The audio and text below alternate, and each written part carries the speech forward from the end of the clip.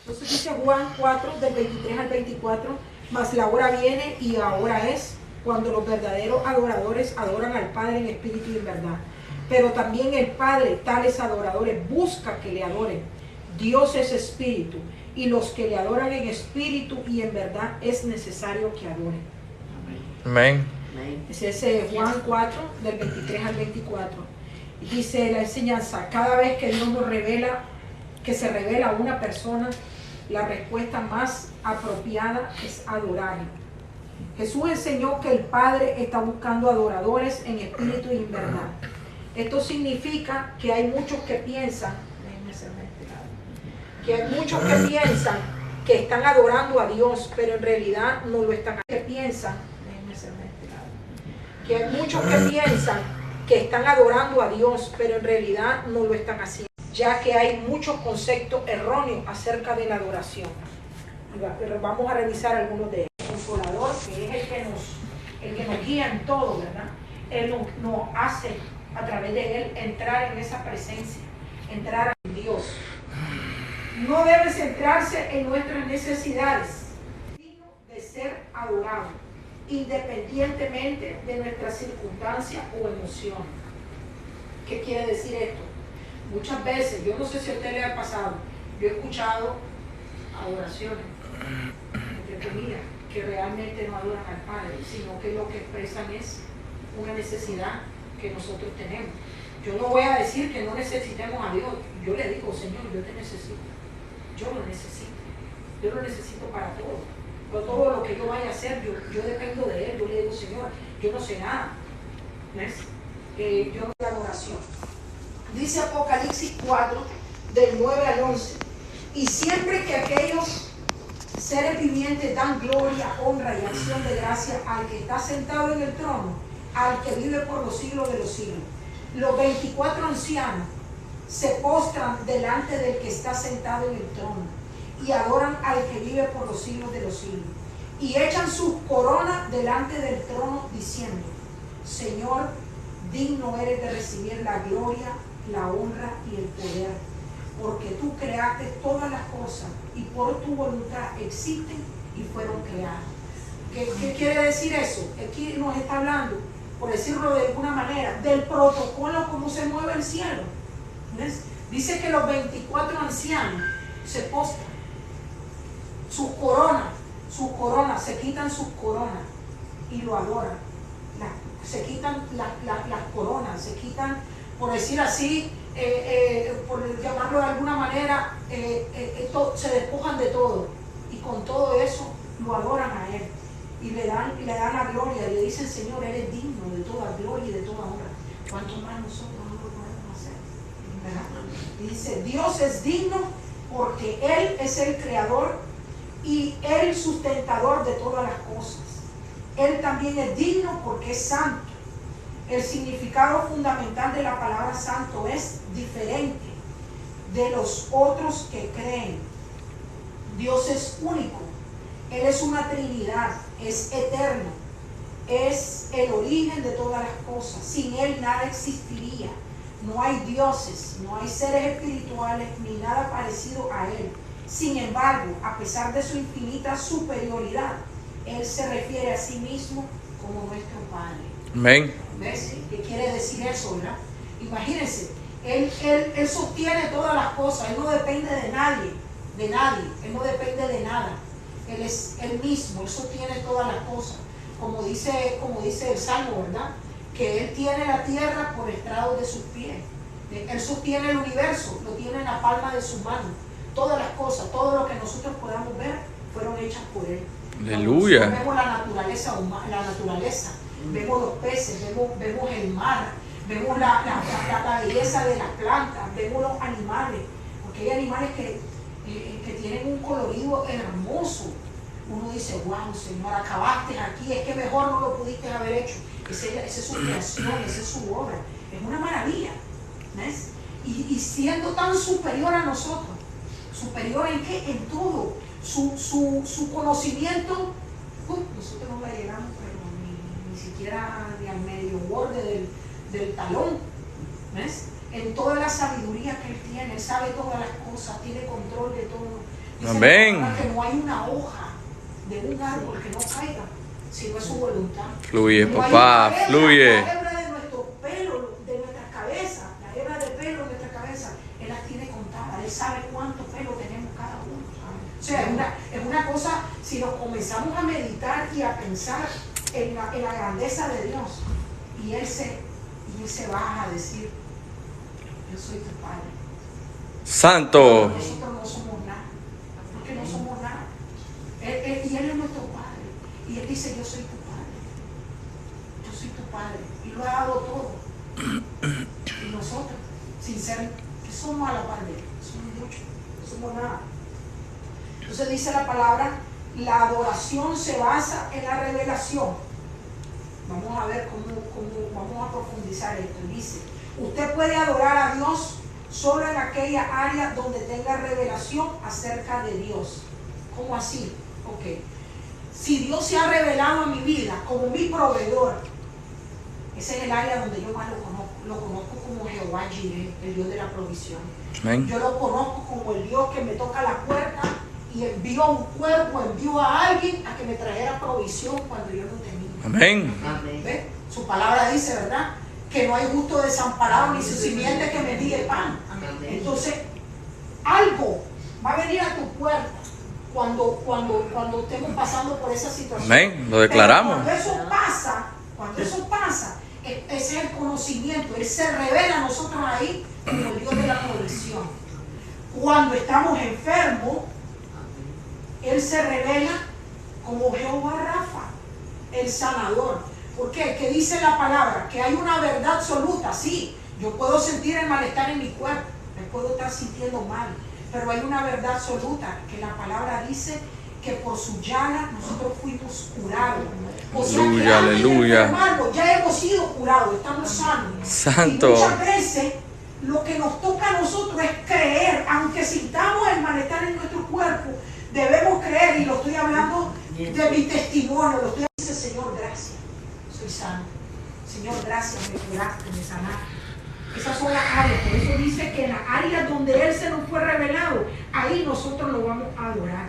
Cuando Él nos guarda, cuando Él nos aparta a gente, a veces renegamos y queremos agarrarnos de alguien, y Dios te dice, quítate, te quita la gente, este no te sirve al lado tuyo, este viene a ser piedra de tropiezo, y te remueve, y muchas veces es tu propia familia, y te la puede quitar, tal vez no permanente, pero por un tiempo, solamente para que tú crezcas, pero en el momento no nos damos cuenta y nos aferramos a las personas, nos aferramos a los lugares, nos aferramos a las cosas, ¿ves?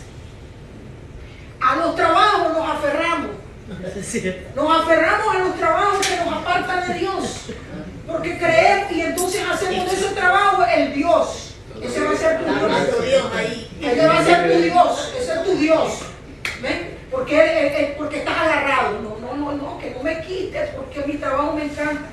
Y yo me pregunto, ¿ustedes creen que a Dios le gustaría darte un trabajo mejor que ese? Mejor pagado y con un mejor horario.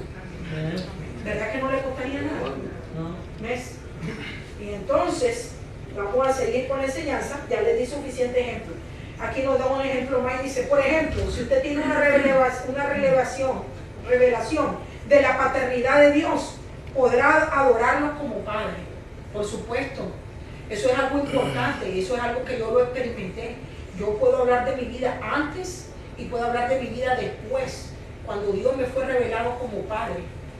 ¿Ves? Cuando Dios se revela como Padre, o sea, yo sé que soy hija, y como hija, yo voy donde mi papá y yo le pido. ¿Ves? Muchas veces no le pedimos, y la palabra dice, pedid y se os dará. Y nosotros no pedimos, no le pedimos, y estamos pasando situaciones difíciles y no le estamos pidiendo. ¿Ves? Y entonces pasamos y dejamos muchas veces que las circunstancias nos aplasten, porque se nos olvida que somos hijos, porque no hemos tenido esa revelación. Yo no puedo decir en mi mente, sí, yo soy hija de Dios, yo soy hija de Dios, en tu mente, pero es aquí, en tu espíritu que tiene que caer, es ahí que tiene que caer, porque cuando uno sabe que uno dobla rodillas y uno le da con toda a la situación, Si el demonio se te ha levantado en tu trabajo, te vas a levantar a darle machete o volarle la cabeza a ese demonio que se ha levantado. ¿Ves? Si tu trabajo es una bendición que Dios te dio.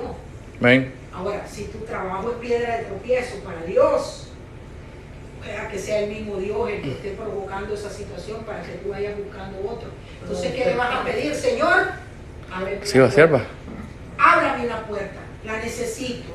Dame algo mejor, yo soy tu hija. Yo quiero algo mejor, algo que esté a la altura. Porque si el impío tiene un mejor trabajo que yo, el que le sirve a Satanás tiene un mejor trabajo, cuanto más yo que soy tu hija, hija del que hizo los cielos y la tierra, el universo entero, y no puedo. Aleluya. El peor trabajo. No. Rehúsase a eso. Rehúsese a eso. Y pídale como hijo. Pídale que él es un papá que escucha. Él es una revelación que yo tengo de él y me la dio de una manera muy sublime, por decirlo así. Pásale a ella. De una manera muy sublime. Recuerdo que estábamos en una adoración de la Casa de Paz, pero el televisor tenía la adoración puesta. Y en la adoración que estaba, había en el video que estaba corriendo en ese momento, había unos caballos hermosos que corrían en una playa. Y yo comencé a fijarme en medio de la adoración en el movimiento de los caballos y cómo corrían y el pelo y el agua que salpicaba en medio de ellos. Pero era un grupo de caballos. Y yo le decía, por mi adentro, yo le decía, Señor, wow, qué hermoso, qué lindo se ven, son hermosos. Le decía al Señor, y el Señor lo que me dijo, como digo yo, de una manera sublime, sutil, me dijo, en medio de ellos, ahí estoy yo. En esa brisa, ahí estoy yo. En esa agua que los moja, que los salpica, ahí estoy yo, me decía. Ahí voy yo en medio de ellos. Eso hablaba de él, de su presencia. Entonces, Dios está aquí. Tú vas al baño, Dios está en el baño. ¿Ves? Tú te sientas en tu carro, Dios está contigo. Porque Él es un papá que no te deja. Cada lágrima que derramamos, Él no se la pierde. Cada palabra, cada pensamiento que pasa por nuestra mente, Él no se lo pierde. Nosotros no le vamos a venir a contarle a Dios algo que Él no sabe. Amén. Todo lo sabe. ¿Ves? Entonces, dice que, bueno, nos da, ¿verdad? Esa revelación cuando nosotros nos va la revelación de la paternidad.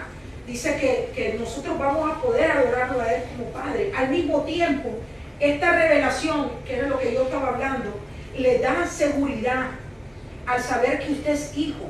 Usted tiene que sentirse seguro. Mire, yo les voy a decir una cosa, yo estoy buscando trabajo ahorita. Y a mí me han ofrecido trabajo, sí. Pero me han ofrecido a $10 la hora. Y yo digo, ¿qué? ¿Yo voy a regalar mi trabajo? Pero si yo tengo un papá, yo soy hija, yo tengo esa seguridad, yo no tengo miedo.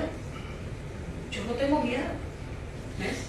Y no es que el agua no me la ha puesto a la nariz con los pagos y las cosas, sí, también. Pero yo tengo un papá. ¿Cómo va a ser él? Yo no le digo cómo la va a hacer, ese va a ser el problema de él. Él tiene que resolverlo. ¿Ves? Porque uno tiene como hijo, tiene que tener esa seguridad. No hay que tener miedo, hay que tener esa seguridad. Él es mi papá, Él es mi papá, yo soy su hija. Él me ama y yo lo amo. ¿Ves? Ahí se basa la paternidad, esa es la paternidad de Dios. Y entonces dice, si usted tiene revelación de Dios como protector, cuando surja una situación peligrosa, usted puede adorar a Dios sabiendo que estará protegido. ¿Ves? Cada vez que la gente se encontraba con Dios, tenía una revelación de Él. De ahí muchos nombres de Dios que aparecen en la Biblia. Estos expresan la revelación que alguien tuvo acerca de Dios en ese momento. Cada vez que Dios se revela en su vida en una área, ya no tendrá solo conocimiento mental. Esa área será una verdad en su espíritu y por lo tanto podrá adorar a Dios en base a esa revelación. Por eso, ¿qué quiere decir eso? Es lo que yo le estaba explicando. Cuando uno sabe que uno es hijo, la mente lo puedes saber. Ah, yo soy hijo de Dios, dice uno. Pero cuando la revelación cae a tu espíritu, es otra cosa, es algo diferente. Es algo que Dios se reveló ahí. Y entonces no importa las circunstancias, tú sabes que eres hijo. Por muy fea que esté, tú sabes que eres hijo. Entonces lo otro dice, la adoración implica sacrificio. Cuando pensamos en adoración, generalmente pensamos en cantar, ¿sí o no? Cuando alguien habla de adoración, eso es lo que pensamos. Amén. Vamos a cantar, vamos a adorar, dice uno, vamos a cantar.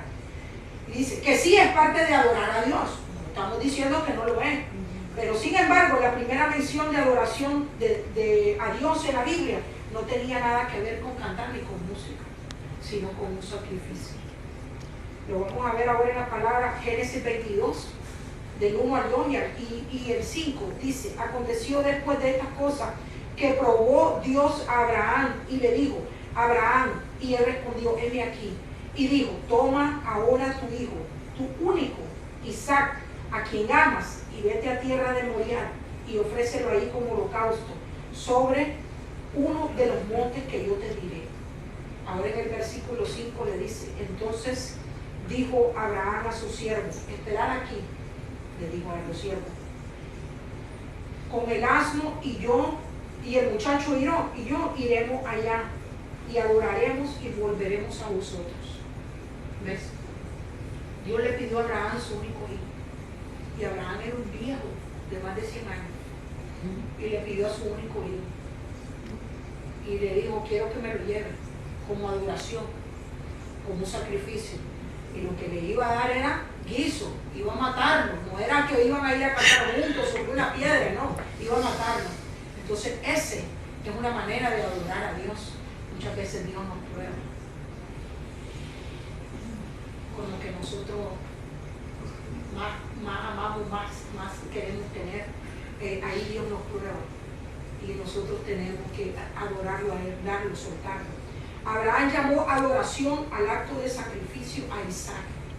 Era una manera al matar él a Isaac, era una manera de adorar a Dios. Siempre que usted traiga diezmos, ofrendas o votos a Dios, debe hacerlo con la revelación que el sacrificio es parte de nuestra adoración. ¿Cómo así? Ok. Cuando usted da una ofrenda, ¿cuántas horas pasó trabajando para recoger esa ofrenda? Si fueran $20, un ejemplo, ¿cuántas horas trabaja para recoger $20? Entonces, ese es un sacrificio. Usted dio de su tiempo. Ese es un sacrificio. Entonces, ¿qué nos enseña esto? Que nosotros tenemos que tener esa revelación del sacrificio, de lo que es un sacrificio. A veces nuestro sacrificio es dormir menos para buscar a Dios, orar o estudiar las escrituras mientras otros se divierten, o ayunar mientras otros están comiendo. Dios ve esto como adoración a Él. De hecho, nosotros debemos presentarnos como sacrificio vivo. ¿Qué quiere decir? Por eso el ayuno tiene semejante poder. ¿Ves? No solamente porque nosotros la carne muere y el espíritu crece, no. Es por el hecho de que es un sacrificio. Y nuestra oración todos los días, cuando nosotros entramos a la presencia de Dios, el Señor, me presento como un sacrificio vivo delante de ti. Porque eso somos un sacrificio para Él. ¿Ves? Y yo lo digo y lo tengo por costumbre, yo le digo, presento mi mente, mis pensamientos, mi subconsciente, consciente, mi alma, todo, que sea un sacrificio, la esencia de quien yo soy, un sacrificio para ti, Señor. Que suba delante de tu presencia con olor agradable. Esa es mi oración. Amén. Entonces, aquí nos enseña que nosotros debemos de presentar así. Y en Romanos 12:1 dice, así que, hermanos, os ruego que por la misericordia de Dios, que presentéis vuestro cuerpo en sacrificio vivo, santo, agradable a Dios, que es vuestro culto racional. O sea, Amén. que lo podemos, cuando dice el culto racional, o sea, que nosotros lo podemos pensar, se lo damos con él, sabiéndolo que lo estamos haciendo. Y dice, necesitamos volver a la verdadera adoración. Este se produce en el Espíritu. Y con el Espíritu está centrada, con el Espíritu está centrada en Dios. Se basa en revelación e implica sacrificio. En otras palabras, podríamos pudiéramos decir así, que es la adoración, ¿verdad? Es una revelación que implica sacrificio. ¿Ves? Muchas veces nosotros vamos a la casa de paz y vamos cansados porque trabajamos todo el día y nuestro cuerpo lo que quiere es camita, quiere dormir, quiero, qué sé yo, muchas veces no da tiempo de comer o lo que sea, o alguna clase. Yo le hablaba a ellos de que en clase de los días de semana, a veces uno va a reventar y uno dice, ay Señor, yo no puedo más. Dios mira tu sacrificio. Él mira ese sacrificio. Él toma eso como sacrificio porque uno se está sacrificando, pudiendo uno estar descansando en su cama y todo, pero estamos en las cosas de Él, estamos sirviéndolo a Él, sobre todo ahora los jueves que hay culto. Entonces estamos sirviendo ese día, lo estamos sirviendo a Él. Y Dios mira ese sacrificio y Él toma ese sacrificio. ¿Pero para qué? Yo siempre digo que Dios no se queda con nada. El mejor cheque, ¿ves? Te lo firma Él. El mejor cheque te lo va a dar Él. Cuando a la hora de recompensarte, la mejor recompensa te lo va a dar Él. No importa, Él se va a agarrar de lo que sea y va a usar a quien sea y a como sea, pero te va a demostrar que su mano estuvo ahí. Aleluya. Así es que nos pide aquí, por un momento, usted piense, ¿verdad? Piense y que evalúe si usted realmente ha estado adorando a Dios en espíritu y en verdad. Si usted realmente ha adorado a Dios como Dios pide que lo adoremos, ¿verdad? Y lo otro es que vamos a hacer una oración. Piensa por un momento, a mí no me lo cuente porque ese ya es cuenta de uno de Dios, ¿verdad?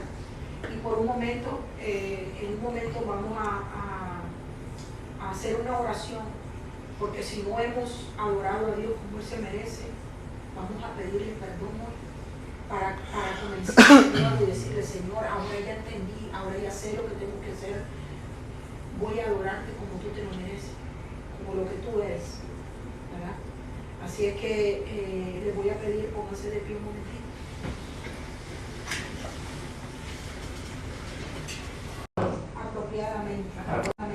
Apropiadamente. Y he tomado livianamente al presentar tus diezmos y ofrendas. Hoy, Señor, yo te pido perdón. Te pido, Padre, que a partir de hoy, que ya he aprendido cómo adorarte, me ayudes a ponerlo en práctica. En el nombre de Jesús. No, quítalo. Voy a poner a cuidar aquí, aunque sea un momentito. Sí,